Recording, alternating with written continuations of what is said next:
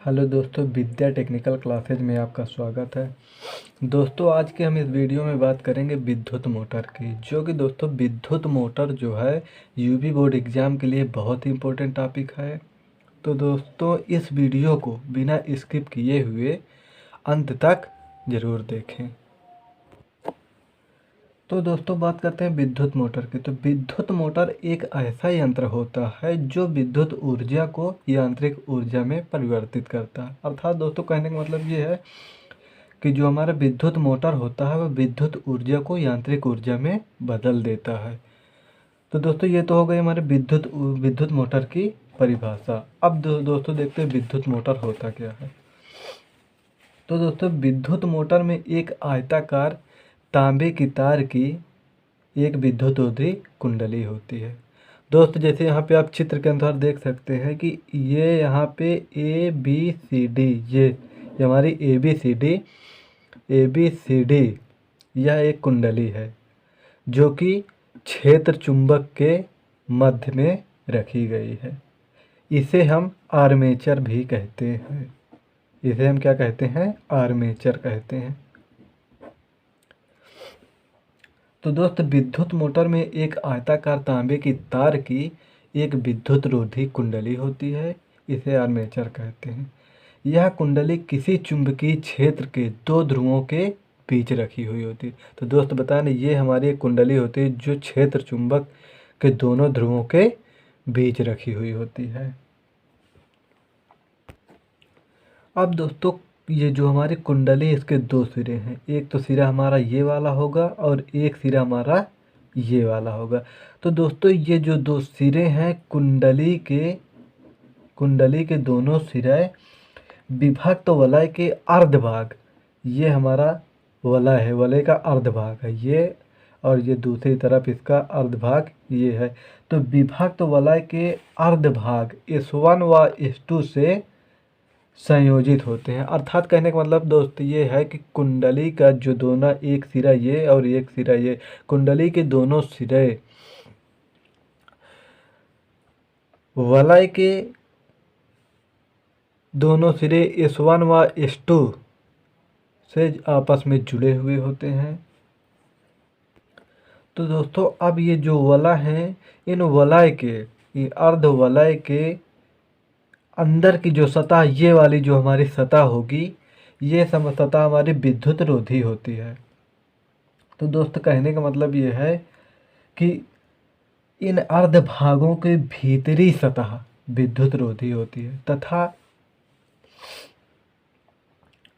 यह जो है एक धुरी से, इसकी जो भीतरी सतह होती है वह एक धुरी से जुड़ी हुई होती है। ये हमारी दोस्त एक धुरी है जो कि अंदर से जुड़ी हुई है। तो दोस्त, अब जस्ट चित्र में देखते हैं कि वलय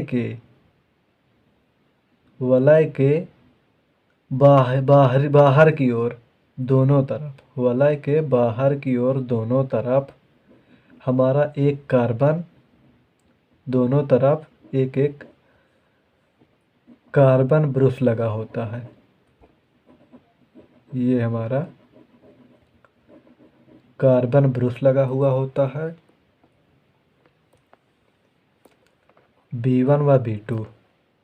तो दोस्त, कहने का मतलब वलय के बाहर की ओर दोनों तरफ B1 व B2 कार्बन ब्रुश लगे होते हैं। तो दोस्त, अब ये जो हमारा ब्रुश है, इनका दोनों सिरा एक सेल से संयोजित होता है, अर्थात एक सेल से जुड़ा हुआ होता है। का दोनों सिरा हमारा एक सेल से जुड़ा हुआ होता है। तो दोस्तों, B1 से, बस B1 जो है, यहाँ से हमारा क्या होता है, विद्युत धारा कुंडली में प्रवाहित की जाती है।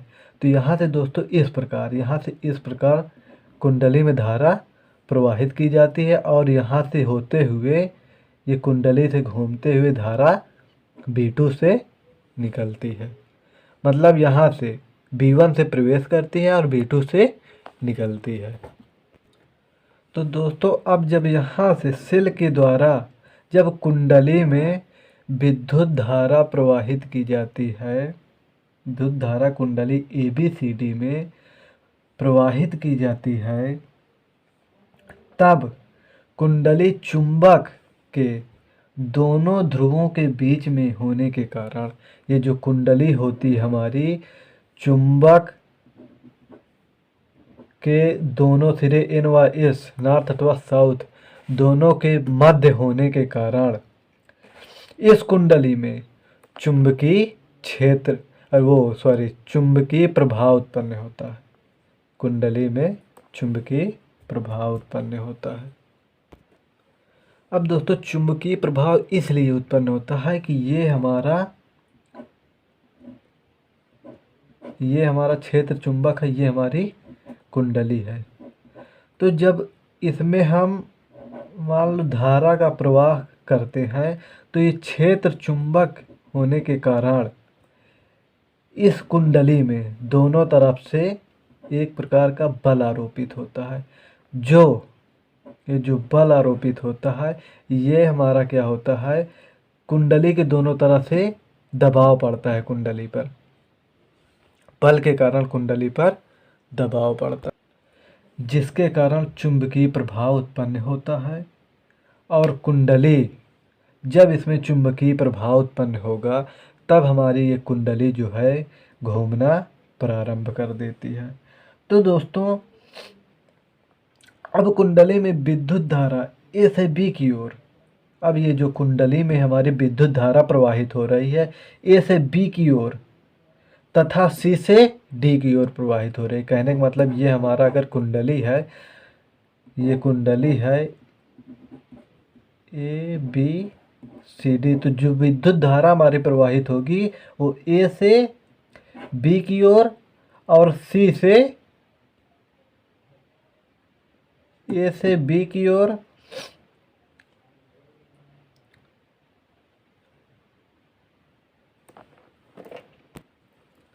A से B की ओर और B से D की ओर प्रवाहित होती है। तो दोस्तों अब हम बात करते हैं क्षेत्र चुंबक की, क्षेत्र चुंबक क्या होता है। तो दोस्तों जो हमारा क्षेत्र चुंबक होता है यह एक शक्तिशाली अस्थायी चुंबक होता है जिसके ध्रुवखंड N व S होते हैं। आर्मेचर तो दोस्त बता ही दिया हूँ कि आर्मेचर या तांबे की तार की कई फेरों वाली एक कुंडली होती है। दोस्त अब बात करते हैं विभक्त वलय की।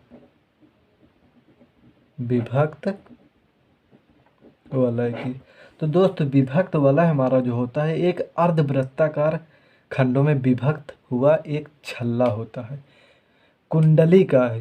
अब ये जो वलय होता है कुंडली का एक सिरा, मतलब कुंडली का एक सिरा वृत्ताकार वलय के एक सिरे से तथा कुंडली का दूसरा सिरा वृत्ताकार वलय के दूसरे सिरे से संयोजित होते हैं।